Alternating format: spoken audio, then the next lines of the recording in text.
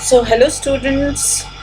Do you know our earth is inhabited by different kinds of living organisms who look very different from each other? These living organisms are bacteria, fungi, plants, and animals, and the body of the living organisms are made up of microscopic units called cells, and cell is the basic unit of life. And our today's topic is the chapter 5 of your textbook, cell, the fundamental unit of life. So in this chapter, what you will study or what I will teach you is about the different types of cells, that is prokaryotic cells and eukaryotic cells. We will also learn about plant cells and animal cells, and about the unicellular and multicellular organisms. Then we will be studying in detail about cell membrane and cell wall, and about the cell organelles like chloroplast, mitochondria, vacuoles, endoplasmic reticulum, Golgi apparatus, and nucleus. Then, of course, about the chromosomes, the basic structure and number, and about cell division in brief.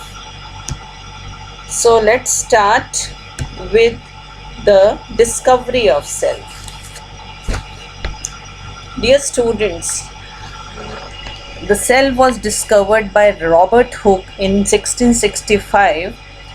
He was an English scientist and he saw cells in the thin slice of cork with his crude microscope. The microscope is shown here, and he made his own microscope, and he observed as honeycomb like structure and named as cellulae or cells. So he called those honeycomb like structures as cells. His discovery indicated for the first time that living organisms consisted of number of small structures or units that he called as cells. Now let's go in the history of the discovery of the cell. I have already told you that in 1665 Robert Hooke discovered cell. I have shown the pic of Robert Hooke. Then in 1674 Leeuwenhoek studied living cells for the first time in the pond water.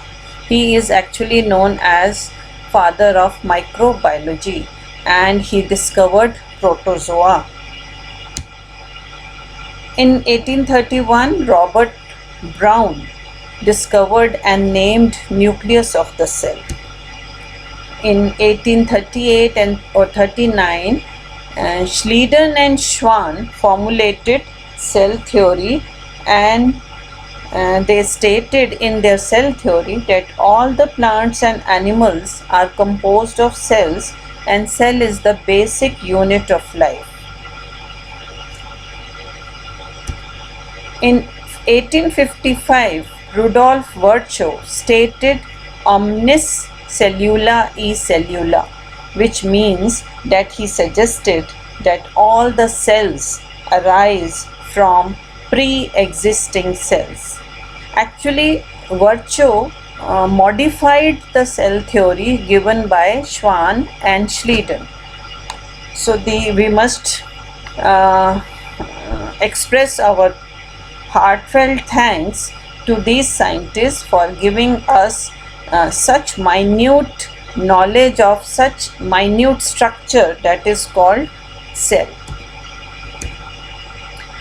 Now our question is, what are living organisms made up of? Living organisms are made up of cells, just as building is made up of bricks.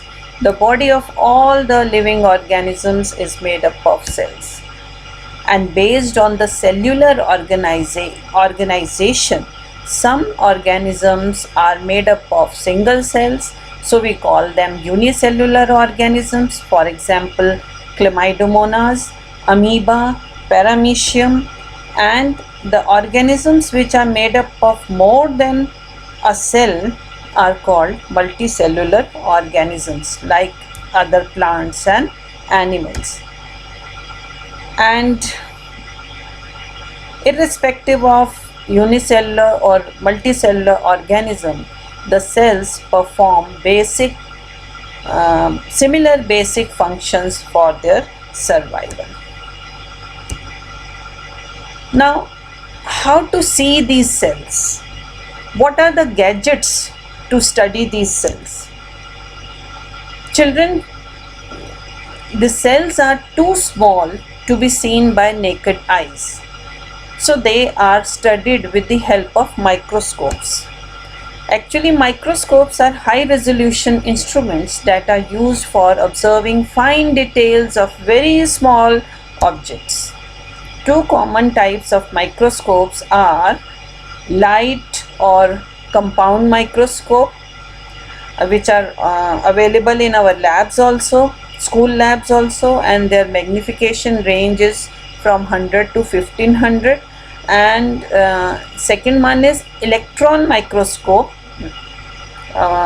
whose magnification range is 1 lakh to 5 lakh. Both the microscopes you can see in the slide, and I promise you to show you the microscope, the video of the different parts of this microscope also in my future videos.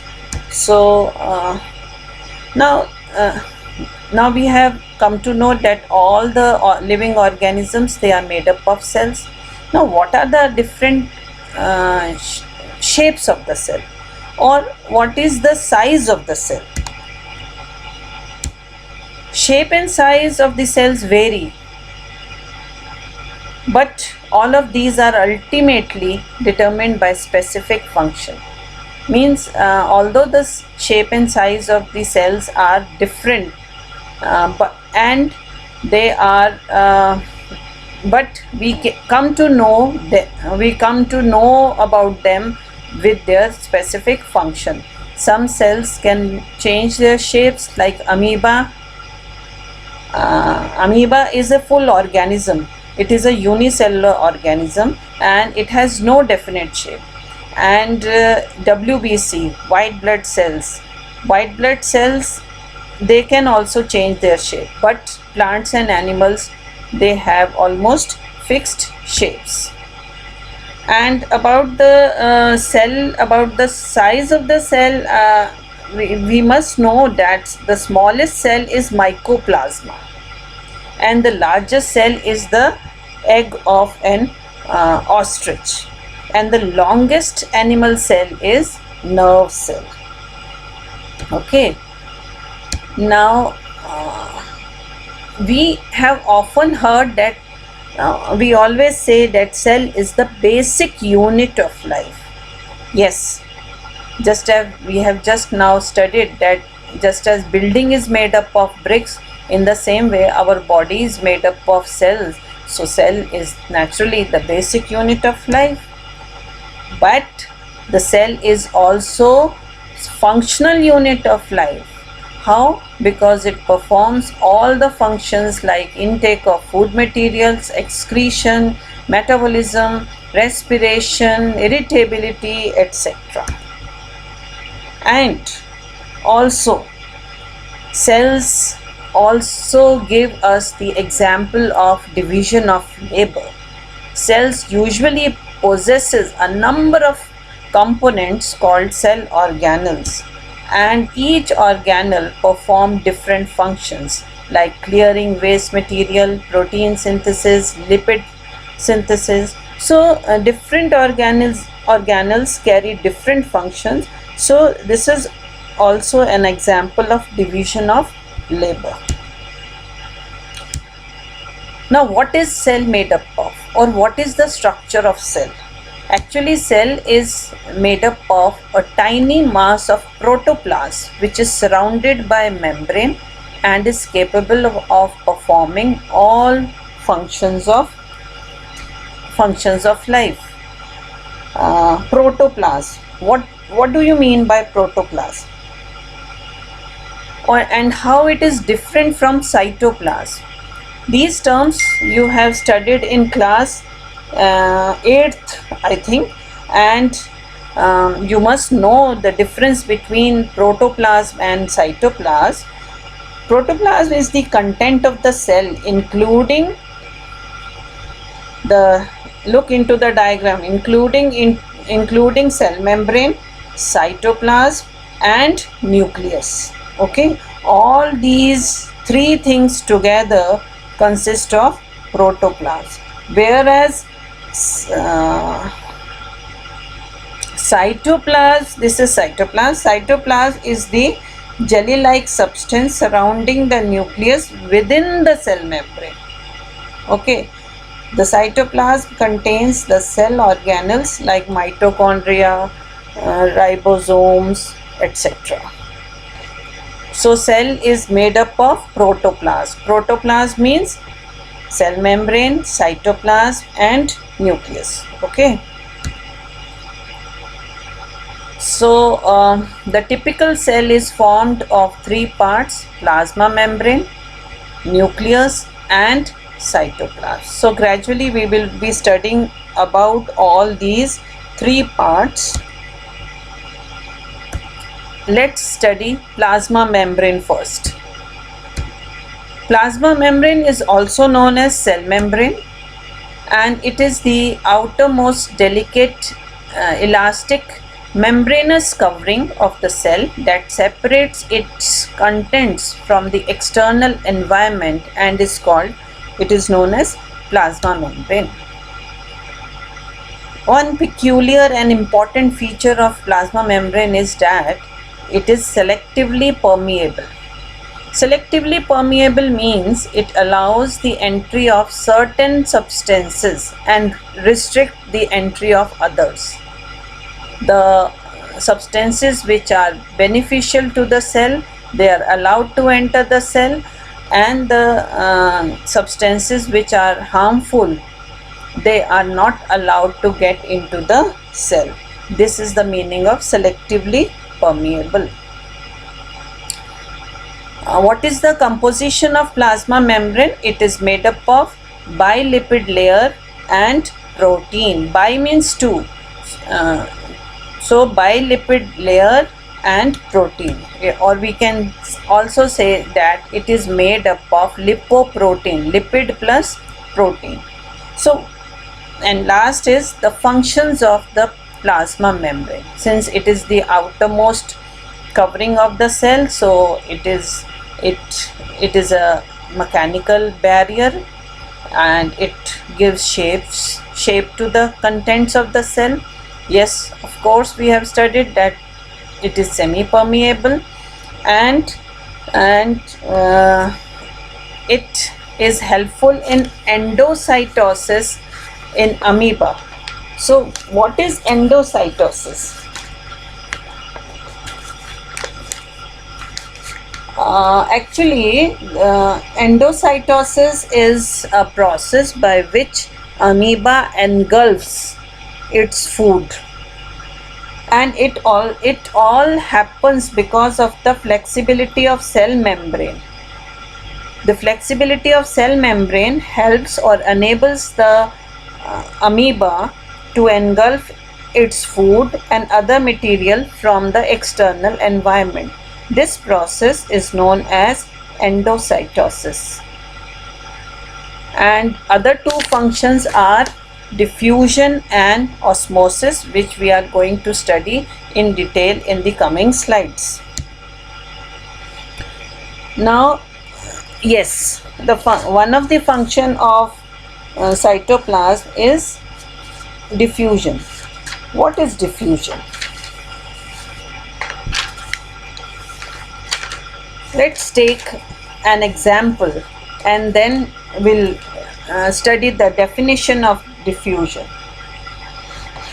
Let us take a tumbler or a glass container and fill it with the clean water, and then we'll put a few drops of this pink ink or any other colored ink into that container. What will you observe? Please perform this experiment. You all have blue color ink in your homes. You can take a glass of water and put a drop of ink and then observe what happens. Does the water in the glass or the container gets uniformly colored throughout at once? No. You will observe that the ink diffuses into the water gradually, like it is shown in the picture, gradually until the ink molecules get uniformly distributed in the water. This is a spontaneous movement of substances from the region of higher concentration. This is the area where you dropped a drop of ink. So this is the area of the region of higher concentration. So this movement of a substance from the region of higher concentration to a region of lower concentration is known as diffusion. So I'll once again repeat that diffusion is a spontaneous movement of molecules from a region of high concentration to one of lower concentration until uniform concentration is finally achieved. Diffusion is very fast in gaseous phase, then in solid and liquids. Other example of diffusion is that diffusion of oxygen and carbon dioxide across the cell membrane takes place inside our lungs or any other respiratory tract of the animal. So this is diffusion, and now we will learn about the importance of diffusion. See, diffusion helps in the spread of different substances throughout the cytoplasm of the cell. This is very important because some substances are useful to the cell, so their distribution is very much essential. Another importance is that diffusion helps in the exchange of respiratory gases between the cells and their environment. So this I have already told you. Transpiration is the diffusion process, and flowers spread aroma through diffusion to attract insects and other animals for pollination. So this shows that the importance of diffusion. Now the next function of plasma membrane is osmosis. What is osmosis?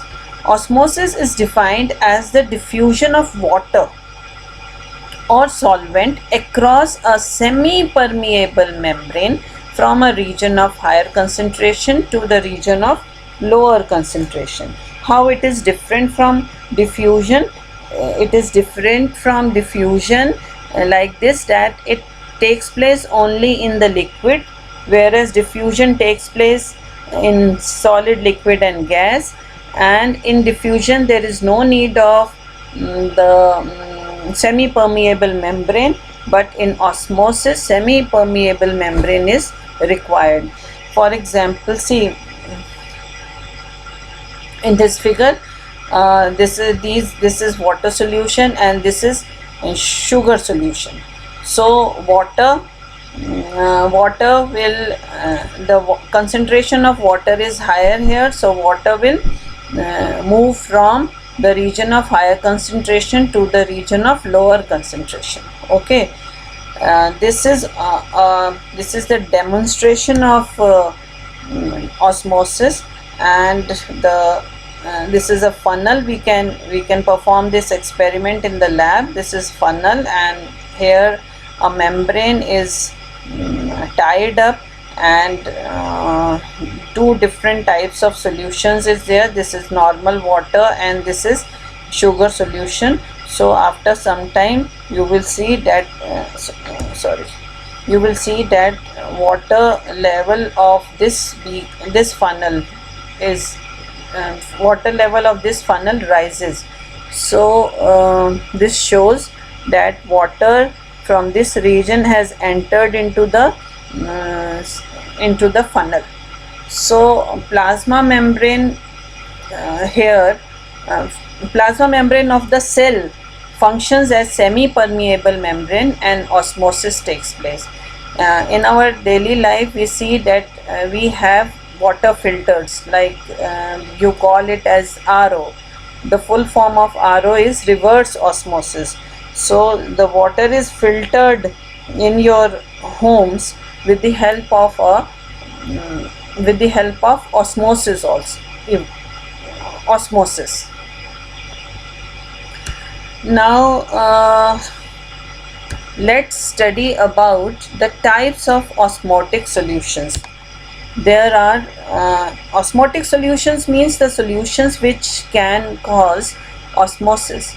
There are three types of osmotic solutions: hypotonic, isotonic and hypertonic solution.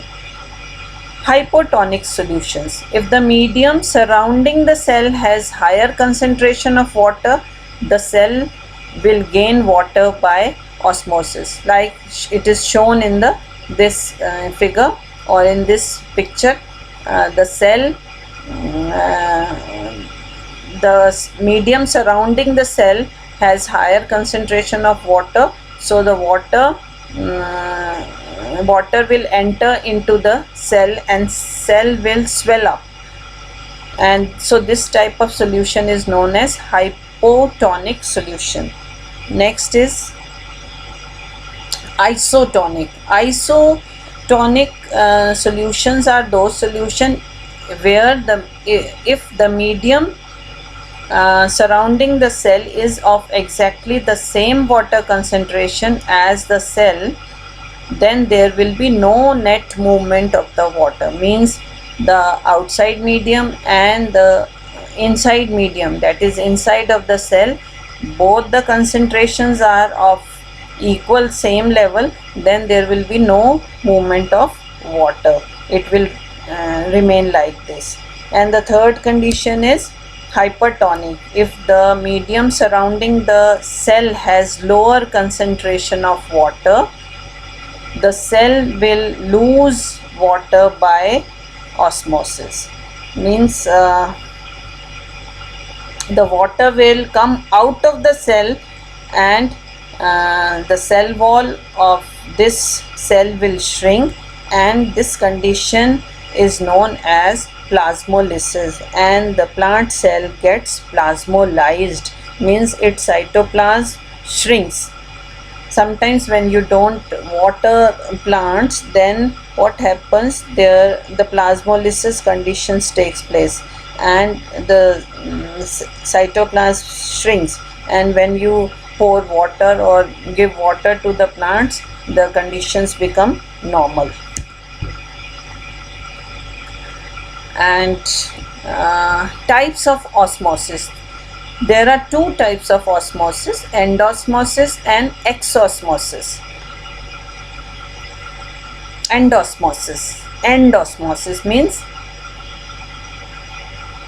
enter, osmotic entry of water into the cell or system. Exosmosis, X means external, so osmotic withdrawal of water from the cell. Cell के अंदर से पानी बाहर आ जाना, उसको हम exosmosis कहते हैं.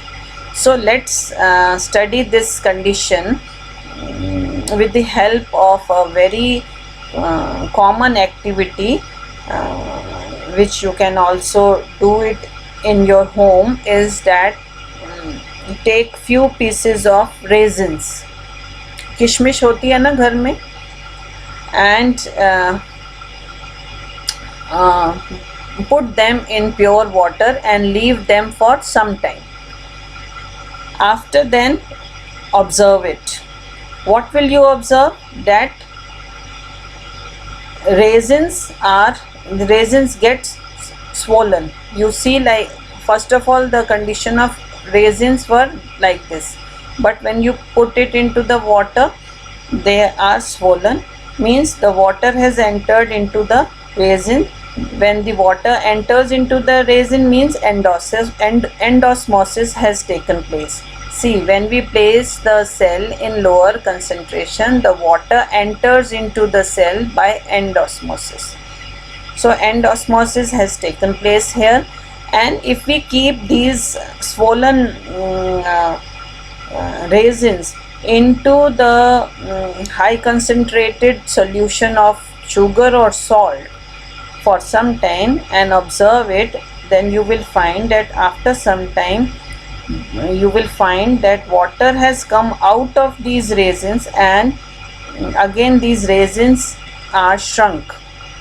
So this means that water has come out, means exosmosis has taken place. When we place the cell in higher concentration, the water comes out of the cell by the process of exosmosis.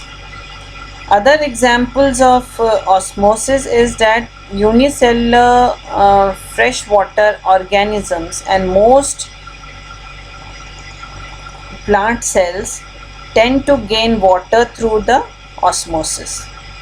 Even the roots, they absorb water from the soil. When you put water into the soil, and then what happens, the roots have small hair-like structure. We call them root hairs. So root hairs, they absorb water by the process of osmosis. It happens because of osmosis. So this is all about today's session. We will meet next with our next topic, that is cell wall and nucleus and then cell organelles. Thank you and have a nice day.